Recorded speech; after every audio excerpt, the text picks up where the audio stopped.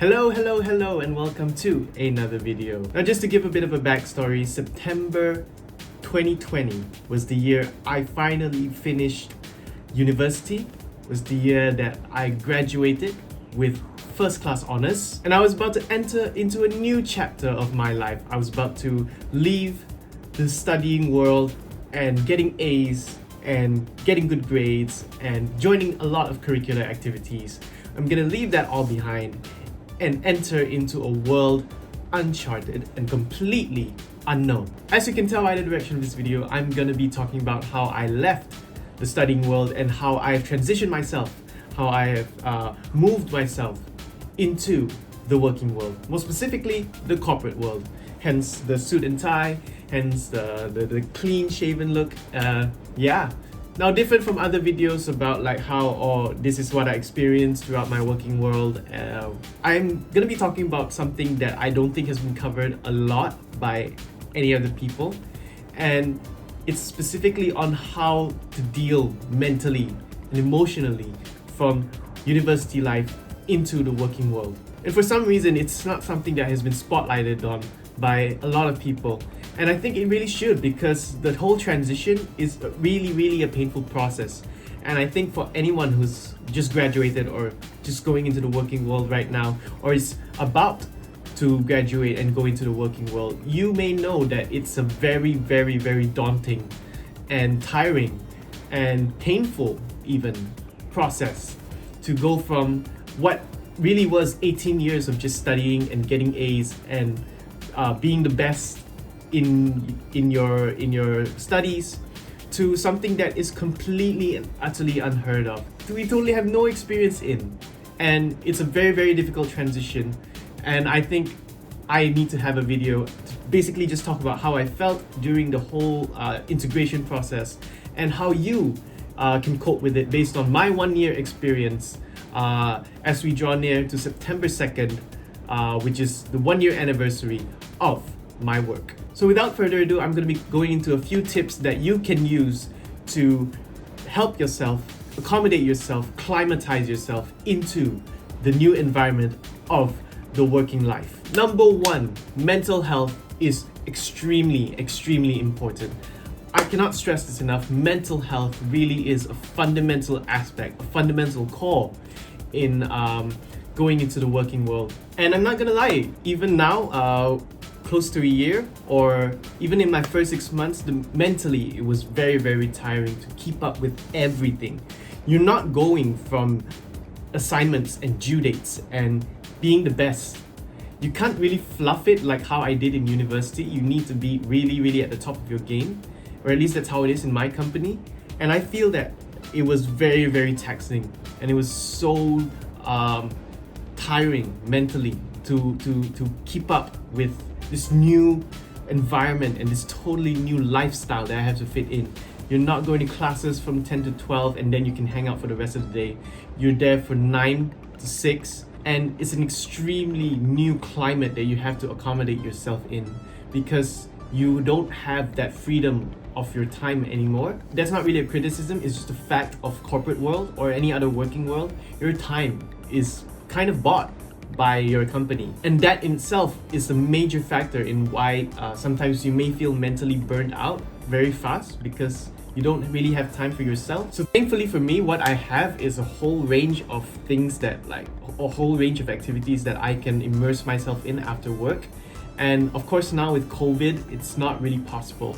But before that, I have my band, I have my gaming community, I have my friends to hang out with, I have a range of different, from church, I have a range of different things that allows me to just release myself from the mental taxation that is the work itself. And I would suggest that you kind of have to find something for you to do as well, because life is, especially right now, if you're entering into the working world, life will be constrained from 9 to 6, and then you only have like literally 3 hours, 4 hours of freedom before you have to repeat the same thing again. And what I can tell you is you pretty much have the very limited amount of time for you to escape from the mental taxation of work. What I can recommend, at least for now, until you find maybe another job or you find something else that you're more passionate in, it would be very, very good for your mental health to find some activities that you can escape yourself in. Now that's what you can do for yourself. So what can you do within your department or within your team? I feel that it's important, and I found this out very, very early on. I'm thankful that I found this out very, very early on, that you need to find people that you can trust. Now, what I meant by people that you can trust is people that you can easily talk to and to just relay whatever problems that you're facing, whether it be your own work, whether it be your mental capabilities, whether it be something that you're not sure of.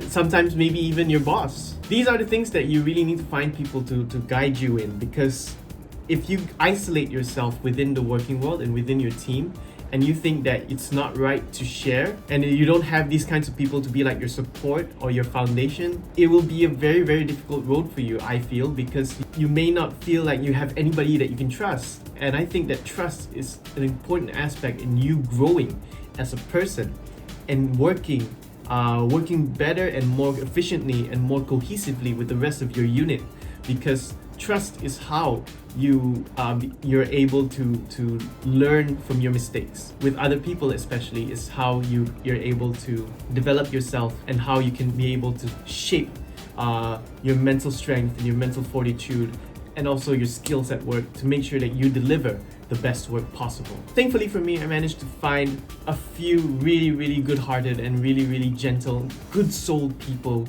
that are able to guide me. And I've made a lot of mistakes within my 1 year. I'm not gonna lie, these mistakes are what I look back on and think, how did I do that? Or even mistakes that I still make today. And I'm thankful that I have these people to guide me and to make sure that, hey, you're doing this wrong, or hey, you can do that better, or hey, this is what I think you can do to improve your game. Or even that, they at least have someone to give you some form of motivation or some form of, kind words just to perk up your morning. It's these little things that are important in shaping not only your mental health, but in shaping a good, solid foundation where you work. Now, the last point that I really want to get to, and I feel like this is the most important point out of all, is to know outside of your department, outside of your office, outside of your organization, who are the people that you can really, really trust. Here, for me, I'm talking about my family. Before I started working, my thought going into the working world was, I want to earn money, I want to move out, I want to be independent, I want to have my own life, But after going through work, you realize that the little things, such as being able to, especially when you're in university life and you have a lot more time with your family, you don't really feel that deterrence or that lack of love that you get from your family. But after going to the working world and spending a lot of time away from family, it really, really shows the importance of, for me, the importance of the love that you get from your family, because they're legit the only ones that you can trust throughout your life. So to quote a wise man, actually, there's a saying that you can divorce your wife, you can lose your friends, but it's your family that you can always count on in the end. Now, you don't need to Google that quote up on the internet, because that wise man is me. But what I'm trying to get here is, it does not just extend to my family, it also extends to a couple of friends that I keep in close contact with. And we always talk about our feelings or talk about our working experiences, whether it be negative experiences or positive experiences. We always find a way to balance each other out, and to always keep an open channel, keep an open connection, to make sure that we're safe and secure, emotionally, mentally, physically, and that we're all right, at the end, and that we can always have someone to watch our back.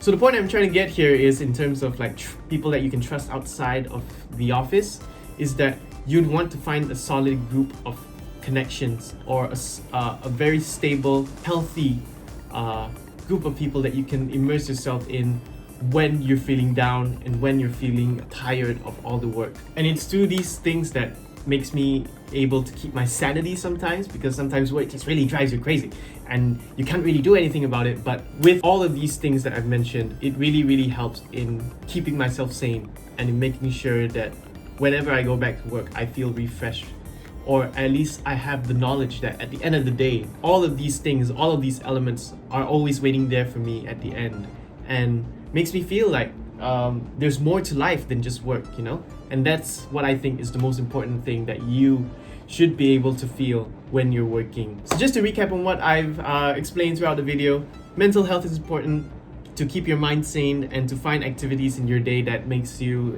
that allows you to escape the taxes of working world. Find a solid group of people in your office that you can trust and that you can rely on when you need advice and when you need words of wisdom, so that you can grow and to be better as a worker in your organization. And third and most importantly are the people in your life that you can trust, because these are the people that will be back whenever you feel down, and they will back you and they will support you 100% whenever the chips are down. So without further ado, that is my advice, so to speak, coming out of my 1 year as a worker in the corporate world. And I hope these tips help you, because the working world will be very, very tough, especially if you're just going into the working world. I certainly believe that it's one of the most challenging and most tiring experiences that I've ever had. And I wouldn't wish that upon my worst enemy. So even if you are my worst enemy, I would like you to make sure that you have a healthy and happy life as you enter the working world. If you like this video and you thought this video is very helpful, make sure to like and subscribe. Share it to your friend who's going into the working world, or share it to someone who you know is facing some challenges within their first year or within their first 3 years in the corporate or even in the working life. Let's face it, work is not going to be easy, and we all deserve to be happy at the end of the day. Without further ado, we'll see you guys in the next video, and peace.